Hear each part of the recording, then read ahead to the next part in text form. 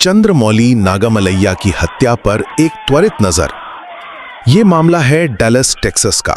एक बहुत ही भयानक घटना हुई वहां, जिसमें एक भारतीय मोटल मैनेजर की उनके ही सहकर्मी ने बड़ी बेरहमी से हत्या कर दी।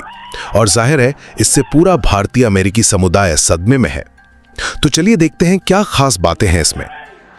पीड़ित थे चंद्रमौली नागामलैया, उम्र करीब 50 साल। डैलस के एक मोटल में मैनेजर थे। हुआ ये कि 10 सितंबर की सुबह ना मोटल में एक वॉशिंग मशीन खराब थी। उसको लेकर उनका अपने साथी वर्कर योर्दानेस कोबोस मार्टिनेस से झगड़ा हो गया।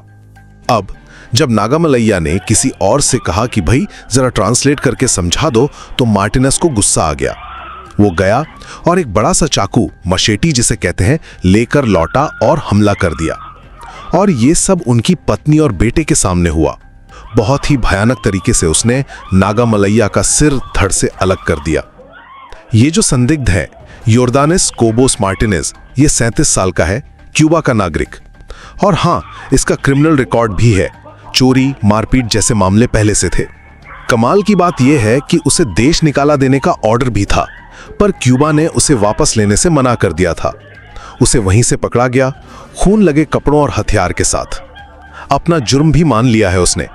अब उस पर कैपिटल मर्डर, मतलब सबसे संगीन हत्या का चार्ज लगा है और बिना जमानत के हिरासत में है।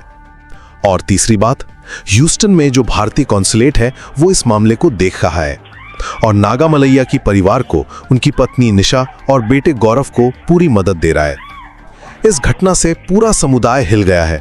लोगों ने परिवार की मदद के लिए करीब $2 लाख भी जमा किए हैं, खासकर बेटे की पढ़ाई के लिए। तो कुल मिलाकर एक छोटा सा झगड़ा इतनी भयानक, क्रूर हत्या में बदल गया जिसमें एक भारतीय की जान चली गई।